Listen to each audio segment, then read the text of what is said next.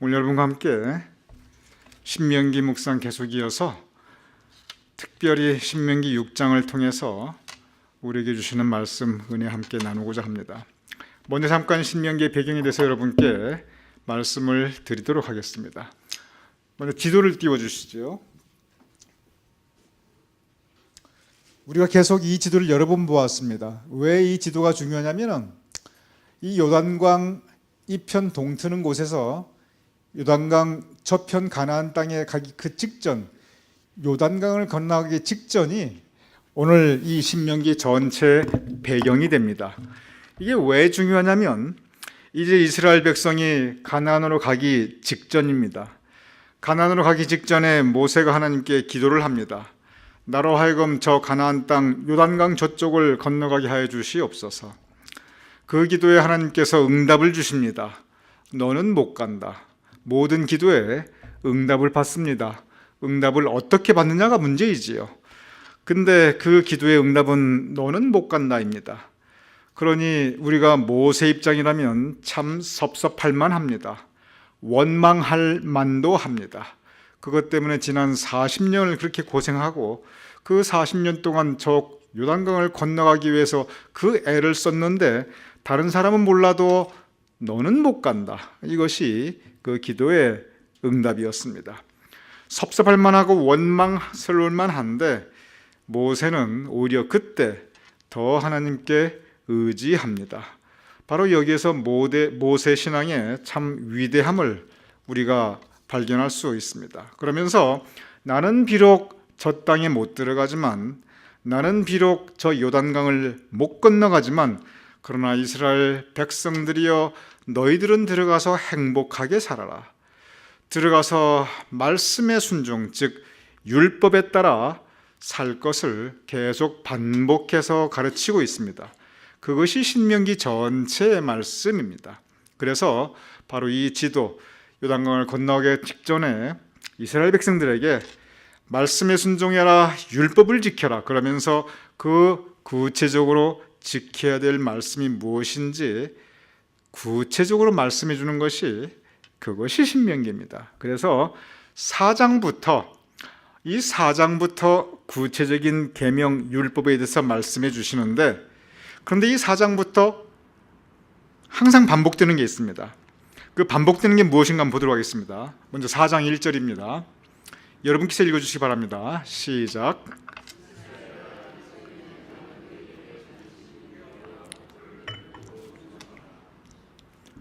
내가 너에게 가르치는 규례와 법도, 즉 율법입니다. 하나님의 말씀입니다. 하나님의 말씀을 듣고 준행하라, 이렇게 되어 있습니다.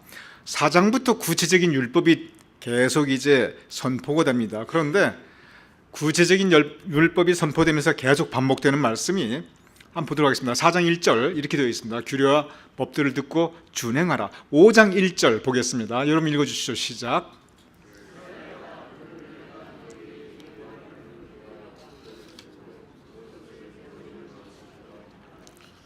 너무 똑같지요? 거의 표현이 약간 다를 뿐이지 달라진 말씀이 없습니다. 6장 1절입니다. 제가 읽어보겠습니다. 이는 곧 너희 하나님 여호와께서 너희에게 가르치라고 명하신 명령과 법도라. 너희가 건너가서 차지할 땅에서 행할 것이니. 결국 똑같습니다. 율법을 행할 것이니 너희가 건너가서, 자, 이쯤 되면 아시겠죠? 건너가는데 어디를 건너갈까요? 요단강을 건너가지요. 요단강을 건너가면은 가나안 땅입니다. 새로운 땅 가나안 땅에 가서 말씀에 순종하라. 7장 11절입니다. 그런즉 너는 오늘 내가 내게 명하는 명령과 규례와 법도를 지켜 행할지니라. 벌써 4장, 5장, 6장, 7장 똑같은 말씀이 반복됩니다. 8장 1절, 우리 벌써 이쯤 되면 무슨 말씀인지 아시겠죠? 내가 오늘 명하는 모든 명령을 너희는 지켜 행하라, 이렇게 되어 있습니다. 그러면 9장, 10장, 11장 이런 내용이 계속 반복되어 있을까요? 없을까요? 여러분 생각 어떻게 하세요? 있습니다. 계속 있습니다. 이 말씀이 계속 반복이 돼요. 즉 항상 명령을 지켜라, 말씀을 지켜라, 율법을 지켜라. 표현은 조금 다를지 몰라도 똑같은 말씀이 반복이 됩니다. 그러면서 구체적으로 그러면 무엇을 지키느냐? 그러면 저 명령이 무엇냐? 그 구체적인 내용을 말씀해 주는 것이 그것이 신명기 전체입니다. 여기서 한번 생각해 볼 필요가 있습니다. 이때 모세의 나이가 120살입니다. 제가 이렇게 보면 연세 드시면은 하신 말씀 또 하고 하신 말씀 또 하고 하신 말씀 또 하고 이런 경향이 사실 없잖아 있지 않습니다. 그래서 그냥 같은 얘기 또 하지 말라 이런 얘기도 가끔 듣기도 합니다. 그러면은 이렇게 모세가 지금 한 얘기를 또 하고 한 얘기 또 하고 한 얘기 또 합니다. 그러면 연세가 120살에 있어서 그러신가? 14장 7절에 보면 이 모세의 건강 상태에 대해서 성경 말씀이 분명하게 주신 말씀이 있어요. 뭐라고 됐냐면 그의 나이 120세였지만 그가 눈이 흐리지 아니하였고 기력이 쇠하지 아니하였더라라고 이 모세 건강 진단서 결과가 나와 있습니다. 눈이 흐리지 아니하였고 120살인데 이 백내장이 없었다는 얘기예요. 녹내장도 없었고 잘 보았다는 얘기입니다. 그리고 기력이 쇠하지 아니하였고 몸과 마음이 건강하였습니다. 즉 이렇게 계속 똑같은 말을 반복하는 이 나이 들어서 그런 것이 아니라는 얘기예요. 그러면 뭐 때문에 그럽니까? 성경에 보면은 이렇게 똑같은 말씀이 계속 반복되는 경우가 있어요. 그것은 간단합니다. 강조하기 위해서 그렇습니다. 마음에 새겨라. 한 번 들었지만 또 듣고, 두 번 들었지만 또 듣고, 세 번 들었지만 또 듣고, 이 신명기 벌써 4장부터 계속 명령을 준행하라, 말씀에 순종하라, 율법을 지켜라, 계속 반복이 됩니다. 그러면서 이것이 율법이고 이것이 말씀이고 구체적인 말씀을 주십니다. 계속 강조하기 위해서 모세는 신명기에서 한 얘기 또 하고 한 얘기 또 하고 한 얘기 또 합니다. 그런데 6장은 특별합니다. 오늘 6장에 대해서 묵상할 시간인데 6장은 신명기 전체에서도 아주 특별합니다. 6장 4절부터 이 9절까지 이어지는 말씀 때문에 그렇습니다. 먼저 6장 4절, 이스라엘은 들으라. 우리 하나님 여호와는 오직 유일한 여호와이시니. 다시 말씀드립니다. 신명기 전체에서도 6장은 아주 특별합니다. 그래서 이스라엘 민족들이 신명기 전체 그거 어떻게 다 알겠어요? 그럼에도 불구하고 신명기 6장 4절부터 9절까지는 아주 특별하고 이것을 율법 전체 가운데 가장 중요한 율법으로 지금까지 기억하고 있습니다. 다시 말씀드립니다. 모세오경이라고 합니다. 창세기부터 쭉 신명기까지 5권의 책입니다. 그런데 모세오경에서 가장 중요한 내용을 창세기의 창조의 말씀과 더불어서 결국 전부 다 율법입니다. 모세오경 전체가 율법으로 이루어졌습니다. 해도 과언이 아닙니다. 그런데 그 중에서 중요한 게 신명기이고 신명기에서도 중요한 것이 바로 이 6장인데 6장 4절부터 9절까지의 말씀입니다. 자, 6장 4절 바로 이 들으라 그러면서 말씀의 핵심입니다. 이 들으라를 가리켜 쉐마라고 합니다. 여러분 쉐마라는 말 혹시 들어보신 분들 적지 않으실 것입니다. 쉐마는 히브리어인데 한국말로 굳이 번역하면 들으라 그 얘기예요. 들으라 무엇을 듣는가? 그러면서 들려주시는 말씀은 결국 하나님의 말씀입니다. 그래서 이스라엘 백성들은 유대민족들은 그때나 지금이나 이 신앙교육과 가정교육의 가장 중요한 것을 쉐마라고 합니다. 그러다 보니까 한국에서 쉐마의 이런저런 책들도 나와 있고 이 쉐마의 이런저런 교육 방식도 나와 있고 그래서 한국에서도 아주 유명한 단어가 이 히브리어 다른 건 몇 개 몰라도 이 성경에 나타나는 단어 임마누엘이라든지 여러 가지 중요한 이 여호와라든지 단어들이 있는데 그 중에 하나가 바로 이 쉐마입니다. 신앙교육과 가정교육의 가장 기본적인 방법론입니다. 들려준다는 것입니다. 그래서 마음에 새기게 해서 반복해서 들려줍니다. 지금 신명기를 보면 여러분 이렇게 보시지만 모세가 한 얘기 또 하고 한 얘기 또 하고 한 얘기 또 합니다. 쉐마는 뭐냐면 한 얘기 또 하고 한 얘기 또 하고 한 얘기 또 하고 들으라는 겁니다. 반복 교육. 그런데 이 반복이라는 것이 간단한 것 같은데 지금도 모든 교육학의 방법 중에서 가장 중요한 것이 repetition, 반복 교육입니다. 반복해서 기억하게 하는 겁니다. 그래서 이 신명기 6장 4절 이하부터는 바로 이 쉐마의 가르침인데, 그러면서 가장 중요한 지침 신명기 5장 이어집니다. 신명기 6장 5절, 너는 마음을 다하고 뜻을 다하고 힘을 다하여 주 내 하나님 여호와를 사랑하라. 어디서 많이 듣던 말씀이시죠? 예수님께서 주신 말씀입니다. 마태복음의 제1계명입니다. 가장 중요한 계명입니다. 바로 쉐마, 들으라 말씀하시고, 그리고 곧바로 주시는 말씀이 바로 이 말씀입니다. 우리 다 같이 읽어보죠. 시작. 너는 마음을 다하고 뜻을 다하고 힘을 다하여 내 하나님 여호와를 사랑하라. 제1계명, 그 모든 신명기, 모든 모세 오경, 모든 율법의 말씀 중에서 가장 중요한 것, 내 하나님 여호와를 사랑하라. 그런데 아이러니하게 이 말씀은 그 이전에 레위기, 민수기 안 나타나요. 출애굽기 없어요. 바로 이것은 모세 해석입니다. 율법에 대한. 제가 이렇게 말씀드렸죠. 신명기는 그 이전에 있었던 율법과는 다른 부분이 하나 있는데 여기에는 모세 해석과 고백이 들어가 있다. 제가 그렇게 말씀드렸습니다. 주 너의 하나님 여호와를 사랑하라. 이 이전에 주신 말씀에 없어요. 모세가 줍니다. 그러면서 그것이 제1계명으로 들어갑니다. 이것이 뭐냐면 그 모든 율법을 지키는 근본적인 이유가 무엇인가? 하나님에 대한 사랑 때문에 그렇다는 것입니다. 이것이 중요합니다.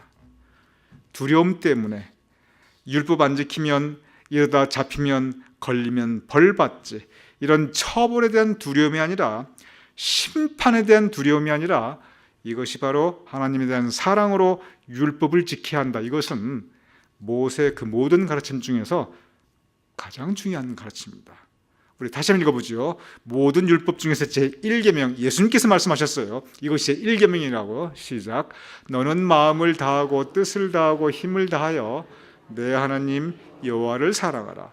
그래서 계속 반복하여 쉐마, 들으라, 계속 들려주고 또 들려주는데 그 목적이 6장 6절, 오늘 내가 네게 명한 이 말씀을 너는 마음에 새기고, 마음에 새기기 위해서 계속 쉐마, 들려줍니다.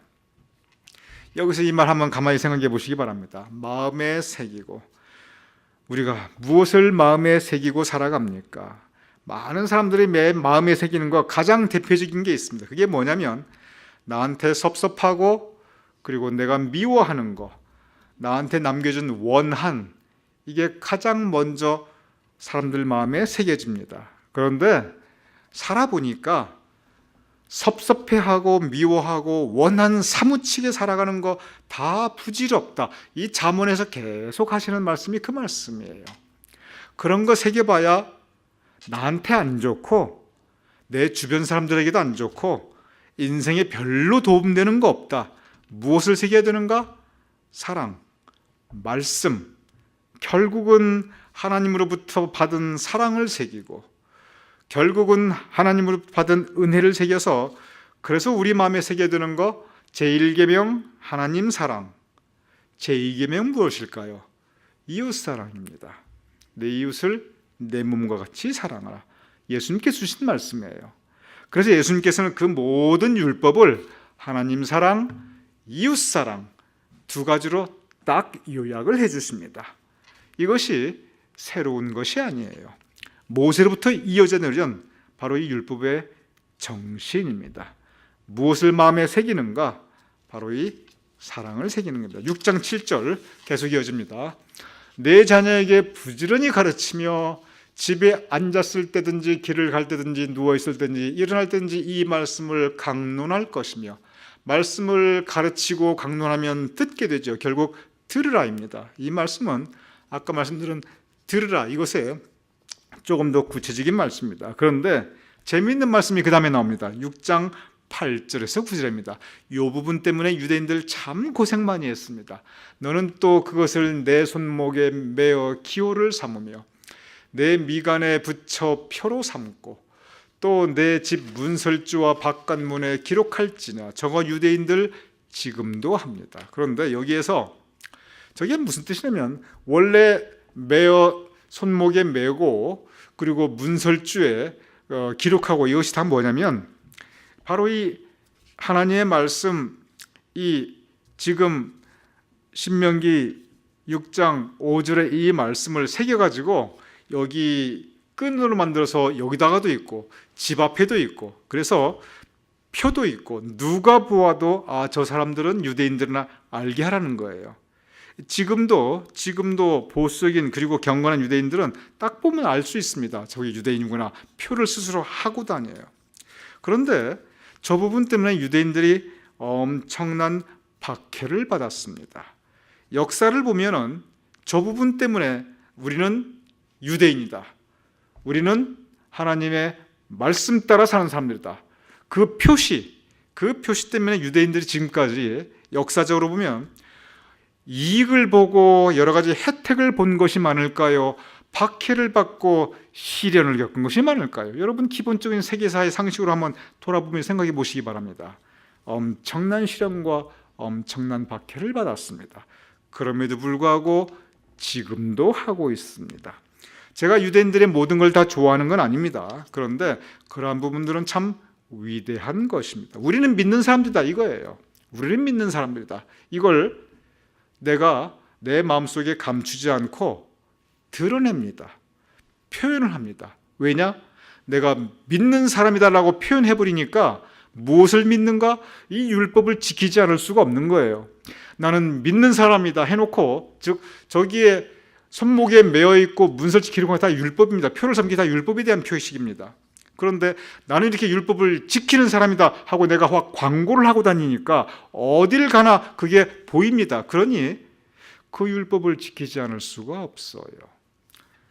율법을 지키는 사람이다 해놓고 내가 표시를 했기 때문에 내가 스스로 표시한 그게 내 삶을 그리고 내 행동을 이렇게 컨트롤을 해줍니다. 그래서 이 부분 스스로 내가 표현을 했기 때문에 오히려 내가 그 말씀 따라 살 수 있게 하는 그러한 하나의 영적 장치가 됩니다. 예수님께서 이 부분을 다른 부분으로 말씀하셨습니다. 마태복음 5장 16절입니다. 여러분이 잘 아시는 말씀입니다. 이같이 너희 빛이 사람 앞에 비치게 하여 그들로 너희 착한 행실을 보고 하늘에 계신 너희 아버지께 영광을 돌리게 하라. 예수님께서는 그 표시를 뭘로 말씀하셨냐면 착한 행실로. 이 부분이 중요합니다. 우리는 믿는 사람이다 해놓고 나서 하는 행실을 보면 참 안 믿는 사람과도 못하고 그 말하는 입술의 열매를 보면 어떻게 같은 말 해도 저렇게 할까? 그렇게 한다면 이게 덕이 되겠습니까? 하나님의 영광을 가리우겠습니까? 이 부분이 참 중요합니다. 우리는 지금도 여전히 우리의 이마에 표식이 있고 그리고 우리의 문설주가 있고 그리고 기호를 삼아 우리가 메고 다니는 우리는 믿는 사람이라고 하는 그러한 표식이 분명히 있습니다. 그것은 우리의 착한 행실이에요. 착한 행실로 하늘에 계신 너희 하나님께 아버지 하나님께 영광을 돌리게 하라.